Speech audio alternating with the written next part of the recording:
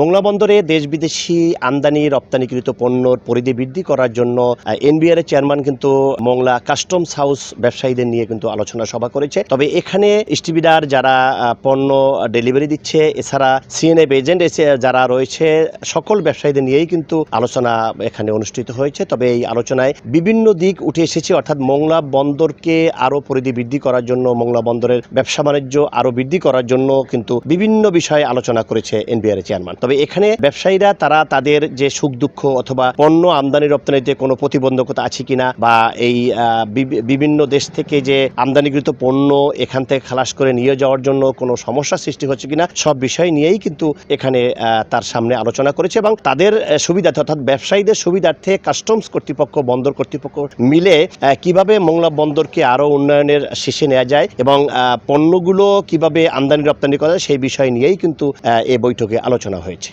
ব্যবসায়ীরা যে অভিযোগটি করেছে যে এখানে যে আমদানি রপ্তানিকৃত পণ্য যখন মোংলা বন্দরে খালাস করা হয় এবং এই পণ্যগুলো যখন এখান থেকে ছাড় করাতে নিয়ে আসে, তখন কায়িক পরীক্ষার নামে কিন্তু 100% পরীক্ষা নিরীক্ষা করার মাধ্যমেই কিন্তু এখান থেকে পণ্যগুলো নিয়ে যাওয়া হচ্ছে। তবে এ কারণে ব্যবসায়ীরা অনেক বিড়ম্বনার শিকার হচ্ছে। তারা কিন্তু আর্থিক এবং সময় দুইটাই কিন্তু তাদের বেগ পেতে হচ্ছে বলে অভিযোগ করছে ব্যবসায়ীরা। চিটাগাং পোর্টে শতকরা 5 থেকে 10% তাদের এক্সামিন মানে কায়িক পরীক্ষা হয় বাধ্যতামূলক, কিন্তু আমাদের মোংলা পোর্টে এটা যত কনসাইনমেন্ট আছে সব 100% এক্সাম বা কায়িক পরীক্ষা হয়। এটা একটা সমস্যা আছে।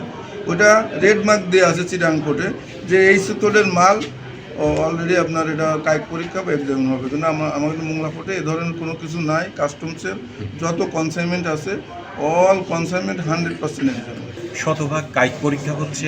সেক্ষেত্রে পণ্যের দেখা যাচ্ছে যে পণ্যগুলো নিয়ে আসার পরে এই কায়িক পরীক্ষার কারণে প্রত্যেকটা কার্টুন কাটার ফলে পণ্য ড্যামেজ হচ্ছে।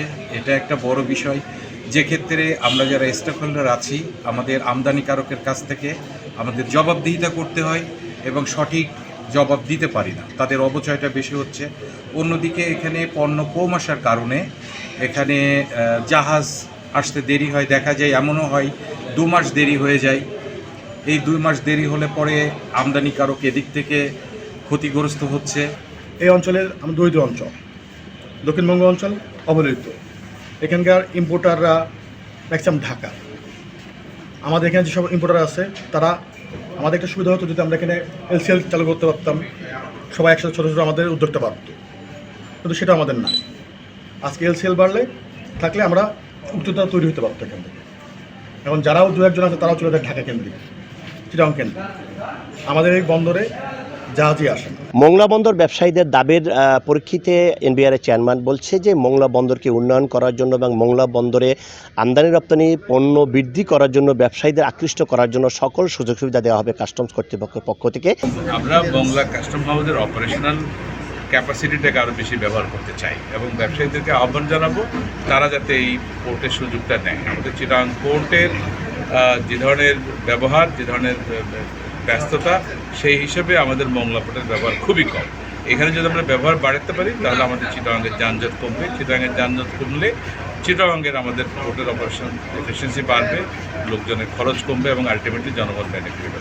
আমরা আশা করি যে অনেকেই চিটাগাং পোর্টে, যেমন আমরা গাড়ির কথা বলেছি যে মোংলায় এমনিতেই গাড়ি বেশি আসে, সবগুলো গাড়ি আমরা মোংলায় আনতে পারি কিনা সেটা নিয়ে আমরা গাড়ির ব্যবসায়ী যারা ওনাদের সাথে কয়েকবার বসেছি, আবারও বসবো। এই টাইপের অন্যান্যগুলো যেগুলো এখানে আসলে সহজে তারা সার্ভিস পাবেন এবং ব্যবসায়ীদের যদি উপকার হয় ওনারা এইটা দেওয়ার জন্য আমরা বাড়া। এটা বন্দর সংশ্লিষ্ট যারা রয়েছে তারা বলছে যে মোংলা বন্দর ব্যবহার করার জন্য বন্দর কর্তৃপক্ষ এবং কাস্টমসের ভূমিকাই প্রধান ভূমিকা। তারা যদি সহায়তা করে তাহলে বাংলাদেশের দ্বিতীয় সমুদ্র বন্দর মোংলাকে আন্তর্জাতিক বন্দরে রূপান্তরিত করা একটি সহজ উপায় হয়ে দাঁড়াবে এবং বিভিন্ন দেশ থেকে ব্যবসায়ীরা মোংলা বন্দর ব্যবহার করবে। মোংলা ব্যবহার করলেই কিন্তু এই অঞ্চলের মানুষের কর্মসংস্থান সহ উন্নয়ন হবে দক্ষিণ পশ্চিম অঞ্চল।